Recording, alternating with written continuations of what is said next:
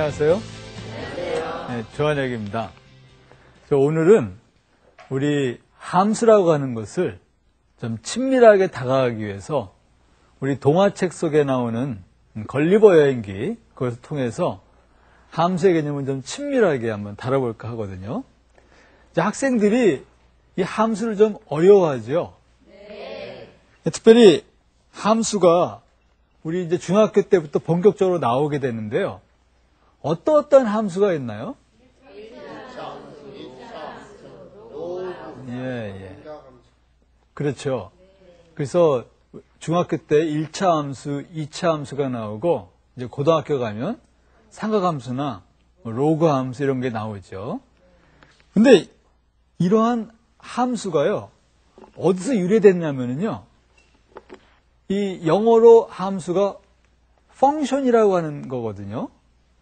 근데 이게 중국에 갔을 때 중국 사람들은 이 발음을 갖다가 본따 가지고 이렇게 용어를 하는 경우가 많은데, 펑션 하니까 그 중국말로 함수 하니까 좀 비슷하죠. 펑션이나 함수나. 그래서 함수라고 해가지고 이걸 용어를 만들어냈어요. 근데 함수의 마지막 자가 그 수라고 하는 그 숫자거든요. 그러니까 학생들이 함수 그러니까 함은 맨 앞에 있는 함은 상자란 뜻이고 뒤에 있는 건 수라고 하는 거니까 함수를 상자, 그 다음에 숫자 이렇게만 생각하는데, 이제 함수는 본래 그런 것보다는 관계를 얘기하는 거예요. 그래서 함수바드는 함수 관계란 말이 더 맞는 얘기입니다. 그건 관계라고 하면은 뭐 대상이 있어야 되죠. 이것과 이거의 관계라든지, 뭐 학생들 사이에 삼각관계 하면은 적어도 학생이 몇 명 있어야 돼요? 3명이 있어야 삼각관계가 있는 거잖아요. 함수 관계 그러면 적어도 둘은 있어야죠. 2개가 있어야 이 관계가 있으니까. 근데 함수 관계라고 하는 건 이게 2개가 있을 때 한쪽이 변한다든지 한쪽이 무슨 일이 일어나면은 자동적으로 나머지 것도 그거에 관계돼서 일이 벌어지는 그런 관계, 이런 관계를 우리가 함수 관계라고 합니다. 그러니까 이것은 꼭 숫자가 아니어도 돼요. 2개의 대상이 있는데, 예를 들면은 우리 집에서 아버님의 기분이 나쁘면 어머님도 기분이 나쁘다. 그 맞나요? 만약에 맞으면은 아버지하고 어머니 사이에는 함수 관계가 있는 거예요. 그죠? 아버님이 기분 나쁘면 어머님도 나쁘다. 그러니까 이거는 숫자가 아니죠. 숫자가 아니지만 그런 관계가 있을 수 있기 때문에 함수를 좀 새로운 관점에서 좀 봐야 될 것 같아요. 자, 그러면은 지금부터 우리 그 걸리버 여행기를 통해서 우리 함수에 대한 얘기를 좀 할 텐데요. 그 함수가 그 걸리버 여행기가 이게 나오게 된 게 이제 영국이나 이런 유럽에서 나오게 됐는데, 그 나오게 된 그 배경 속에는 함수라는 얘기들이 좀 들어가 있어요. 그 안에도요. 특별히 말씀드리면은 만유인력을 발견한 사람이 누구죠? 뉴턴이죠. 뉴턴이라고 하는 사람은 그 사과가 떨어지는 걸 보고서는 뭐 땅에서 뭐가 잡아당기는 거나 해서 인력 그런 관계들을 발견했는데, 특별히 뉴턴은 시간과 어떤 운동 이런 것에 대한 관계, 속도 뭐 이런 것에 대해서 여러 가지 관계로서 함수를 만들었고요. 특별히 미적분을 또 발견한 사람이 뉴턴인데, 뉴턴 말고 같이 발견한 사람이 라이프니츠라는 사람이 있거든요. 그러니까 라이프니츠라든지 이런 사람도 이 함수 개념을 발전시키는데 굉장히 공헌을 했습니다. 자, 그러면 우리 걸리버 여행기의 하나의 사파를 한번 보시죠. 여기 지금 보면은 가운데 드러나 있는 이 사람이 누굴까요? 걸리버고, 그 주변에 있는 이 조그만 사람들은요? 난쟁인데 이 사람들이 들으면 기분 나빠하죠. 이 사람들은 정상인이고 걸리버가 거인이죠.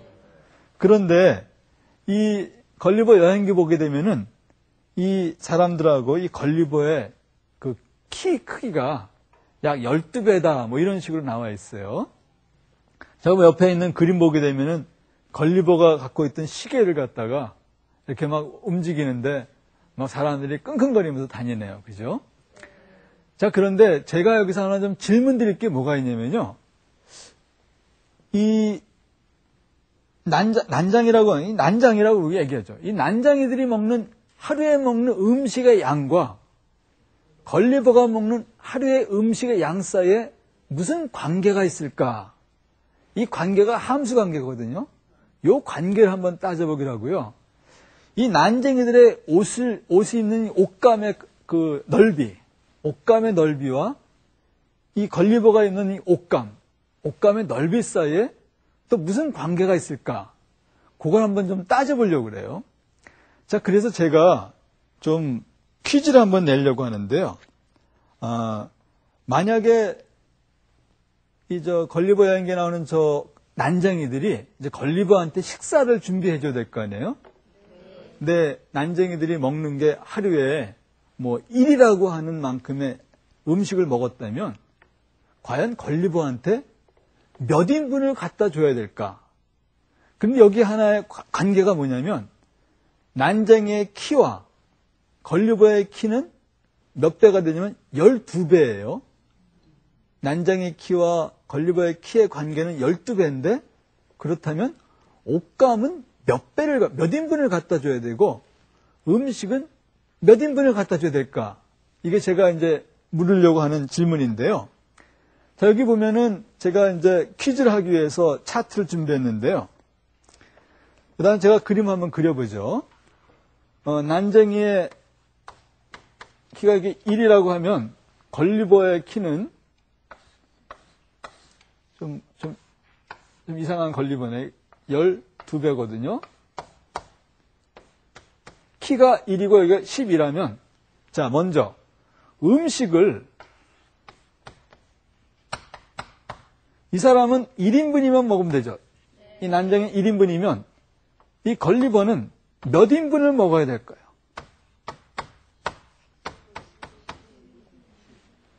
12요. 그러니까 키 차이가 12배니까 여긴 1이면 여긴 10일 거다. 그것도 그럴듯하네요. 그죠? 다이어트를 해서 날씬한 사람은 뭐 그럴 수도 있겠죠. 자, 그런데 한번 우리가 이렇게 생각해 보죠. 음식이라고 하는 것이 우리 몸에 있는 그런 모든 세포에다가 영양분을 주는 거라면 우리의 그 몸을 갖다가 약간 이러한 정육면체라고 하는, 왜냐하면 이 몸통을 보면 좀 이렇게 입체니까요. 그렇다면 이 난쟁이 나라의 사람의 몸을 이 육면체로 나타내면 이 높이가 1이고 대각이가 1이고 자, 여기가 1인 이러한 정육면체로 난쟁이 사람 몸을 볼 수 있겠죠. 그러면 이때의 부피는 가로 곱하기 세로 곱하기 높이니까 1이 되겠죠. 그렇다면은 우리 이제 걸리버의 몸은 이렇게 나타난다면은 자, 이게 이제 키가 12배니까 가로 세로도 12배씩 늘어나야 되는데 뭐 대충 요만큼씩만 하죠. 이렇게 한다면은 여기가 12이 돼야 될 거고 여기가 12이 돼야 될 거고 여기도 12이 돼야 되겠죠.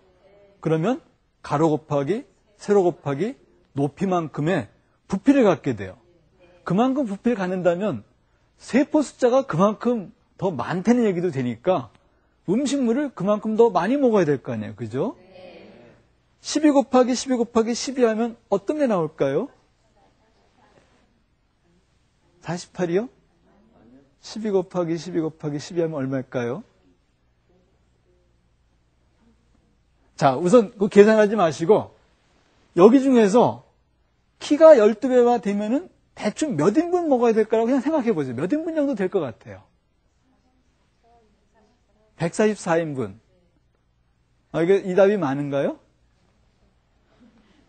이걸 직접 계산해 보면 얼마가 나오냐면 1728인분이나 됩니다.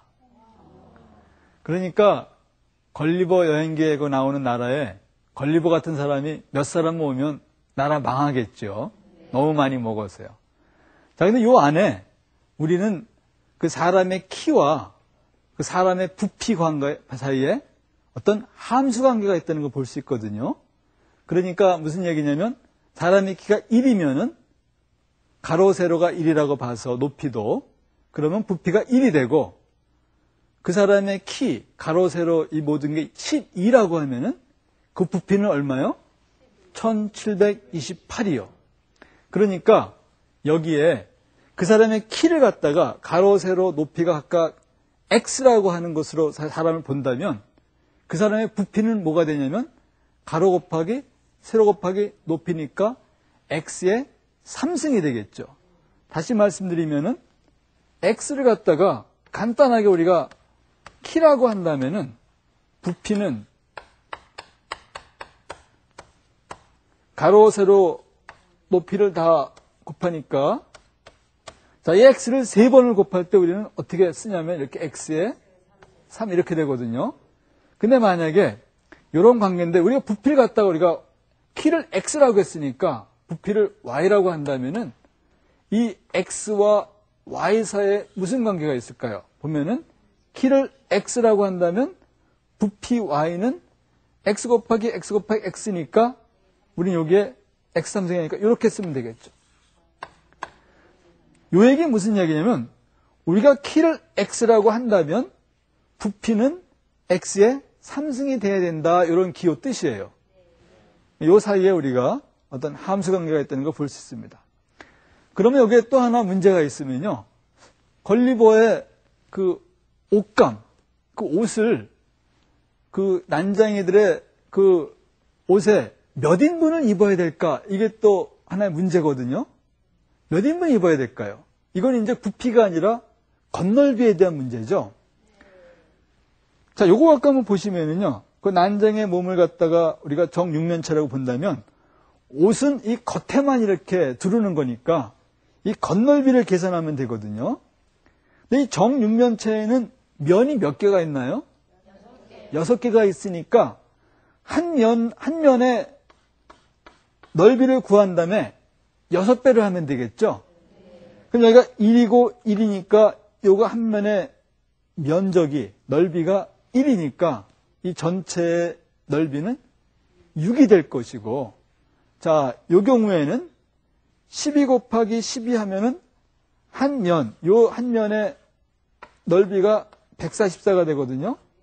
그게 또 6개가 있으니까 144 곱하기 6이 되는데, 거기 6 곱하기 144니까 이거는 144인분만큼의 옷감이 필요하다는 걸 알 수 있어요. 자, 그럼 여기에서 키와 옷감, 이 몸의 넓이 사이에 또 함수 관계가 있다는 걸 볼 수 있거든요. 그래서 아까처럼 우리 사람이나 이 몸을 갖다 이렇게 정육면체로 봤을 때 키를 x라고 하면은 이제 부피가 아니라 우리의 넓이, 이 겉넓이를 보게 되면은 자, 겉넓이가 여기 보면 여기가 x면은 여기 한 면의 넓이가 x제곱이니까 이 6개가 있으니까 어떻게 되겠죠? x제곱이 몇 개가 있나요? 6개가 있으니까 이렇게 되니까 결국은 키가 x라면 우리의 넓이는 6 곱하기, 자, 곱하기 기호는 우리가 생략할 수가 있어요. 그래서 6의 x의 제곱 이렇게 쓸 수 있어서 이건 2차 함수죠. 2차 함수의 꼴로 쓸 수 있어요. 여기 중요한 거는요. 키가 똑같이 x라고 하더라도 우리 겉넓이는 x의 제곱으로 증가하고 부피는 x의 3승으로 증가한다는 거예요. 이것이 우리 인간 생활에 많은 영향을 미치고 특별히 동물이나 이런 주변에 많은 영향을 미치거든요. 다시 한번 말씀드리면 키가 x배일 때 겉넓이는 6x제곱, 부피는 x의 3승이라고 하는 게 우리 동물이나 인간에 많은 영향을 미친다. 그럼 우리가 어디서 알아볼 수 있을까? 자, 그거를요. 제가 예전에 살던, 지금은 이제 전멸했지만 맘모스와 그 코끼리의 그 예를 가지고 한번 제가 설명드리겠어요. 그래서 키와 겉넓이와 부피라고 하는 것의 함수 관계가 우리 생활과도 이제 관계된다는 것을 보여드리려고 하는데요. 자, 여기 보시면은, 자, 이렇게 생긴 동물 보셨어요?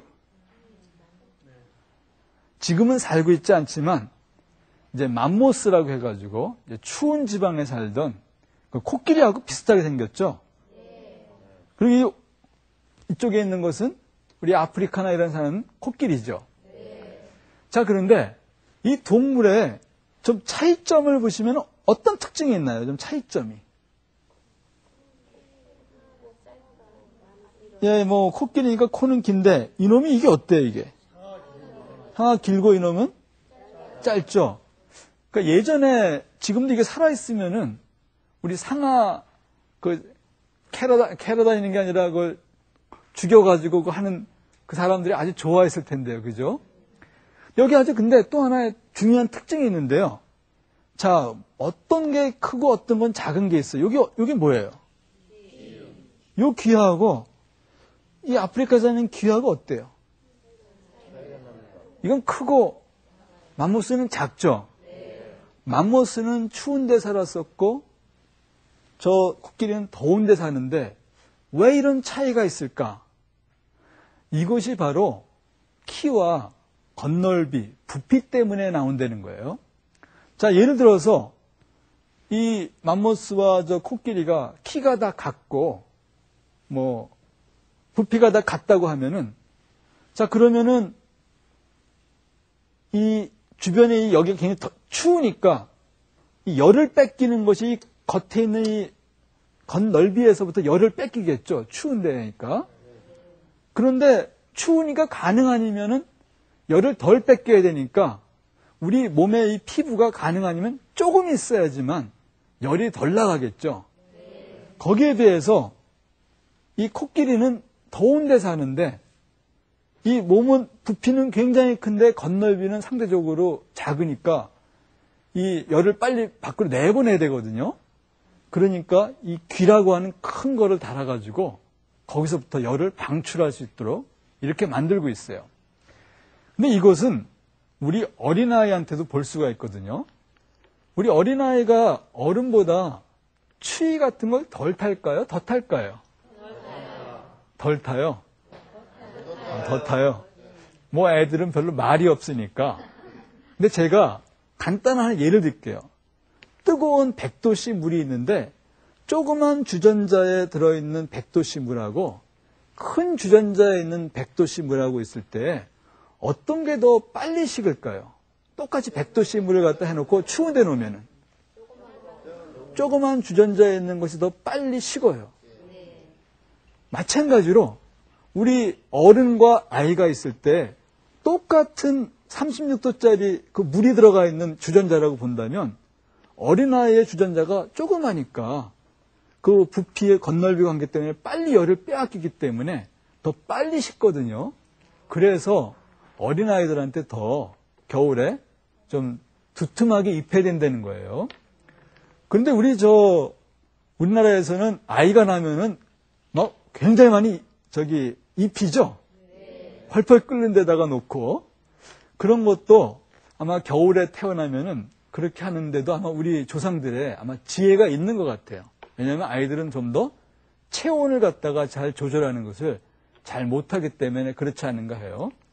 전 지금까지 우리 걸리버 여행기라든지 맘모스라든지 코끼리 그리고 어린아이 이 속에 우리의 키와 이 겉넓이, 우리 이 겉에 있는 피부 이런 거, 그 다음에 우리 안에 있는 부피 사이에 어떤 함수 관계를 통해서 하나는 x의 제곱이고 하나는 x의 3승이라는 것을 얘기하고 또 이런 관계가 우리 인간 생활이나 동물의 세계 이런 데 어떻게 영향을 미치는가 한번 제가 설명드렸거든요. 그럼 이것을 좀 정리하고 또 다음 설명을 드리겠습니다. 함수란 수와 수의 관계, 대상과 대상의 관계를 말하고 함수 관계란 두 개의 대상이 있을 때 한쪽이 변하면 다른 한쪽도 영향을 받는 관계를 말하는데요. 함수라는 용어는 독일의 수학자인 라이프 니츠에 의해 처음 사용되었고 영국의 과학자인 뉴턴은 미적분학을 이용해 미지수 간의 함수 관계를 연구했는데요. 그럼 함수 관계에 대해 알아볼까요? 예를 들어 한 변의 길이가 2인 정육면체의 한 면의 넓이는 가로 곱하기 세로의 공식에 의해 4가 됩니다.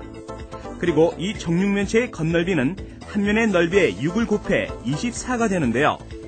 이러한 정육면체의 한 변의 길이를 x라 하고 겉넓이를 y라고 하면 x와 y 사이에는 y 이꼴 6x의 제곱이라는 함수 관계가 성립하는 것이죠. 또 다른 예를 들어볼까요? 한 변의 길이가 3인 정육면체가 있다고 할 때 정육면체의 부피는 밑넓이 곱하기 높이의 공식에 따라 27이 됩니다. 이렇게 정육면체 한 변의 길이를 x, 부피를 y라고 하면 x와 y 사이에는 y 이꼴 x의 세제곱이라는 식이 성립하고 x와 y는 함수 관계에 있다고 볼 수 있는 것입니다. 잘 정리가 되셨나요?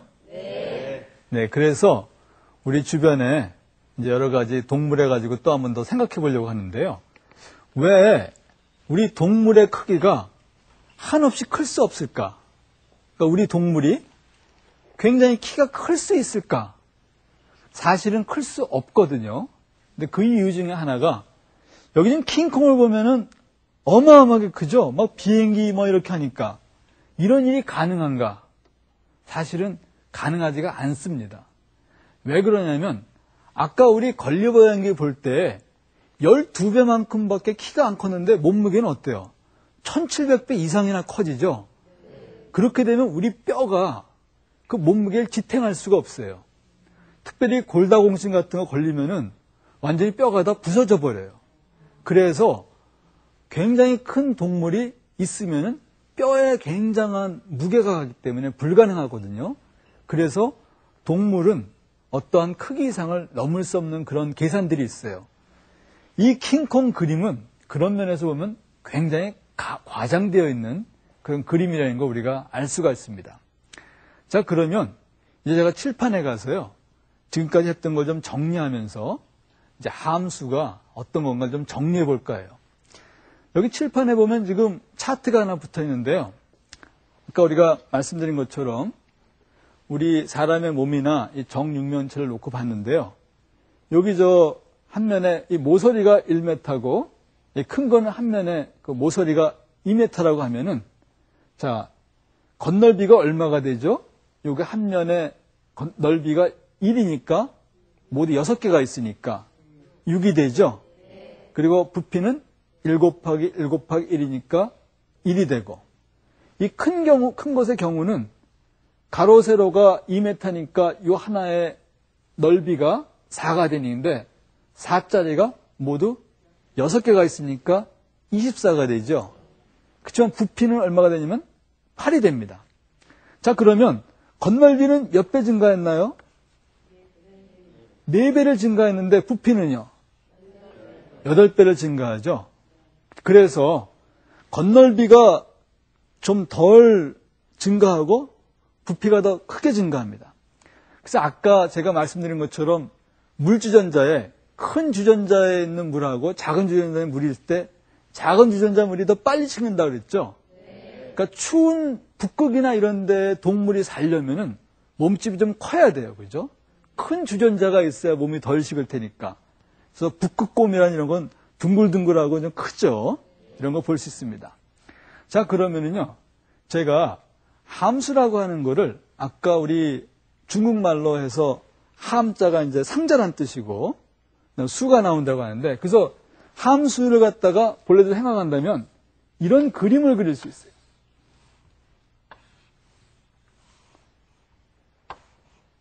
이게 상자거든요. 이 상자에 뭐가 하나 들어가면 X가 하나 들어가서 Y가 나오는 것으로 우리 중학교 애들한테 설명할 수 있거든요. 함수라고 하는 것은 뭐 들어가면 X가 들어가면 Y가 나온다. 예를 들면은 키가 1인 어떤 거에 들어가면은 부피는 얼마다 라든지 키가 X면은 겉넓이는 얼마다 이런 식으로 뭐가 들어가서 뭐가 나오는 것으로 우리가 함수, 상자에서 어떤 수가 나오는 규칙으로 볼 수 있는데요. 자, 이거 외에 우리는 또 우리 언어를 가지고 우리 함수를 볼 수가 있습니다.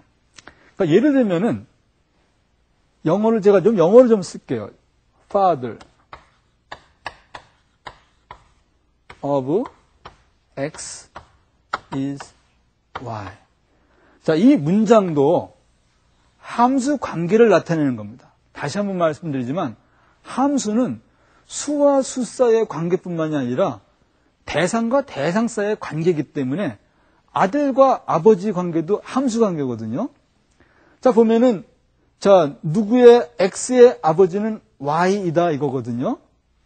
자, 저 유명한 사람 누구 있나요? 지금 저 미국의 부시 대통령 있죠? 미국 부시 대통령의 아버지는 누구죠? 부시죠, 또. 이렇게 됐고요. 자, 이걸 영어로 쓰게 되면 이 앞에 F자가 붙어서 father F를 이렇게 쓰고 of라고 하는 걸 괄호로 쓰고 X를 쓰게 되면 이거는 어떻게 돼요? is Y 이렇게 쓸 수 있습니다.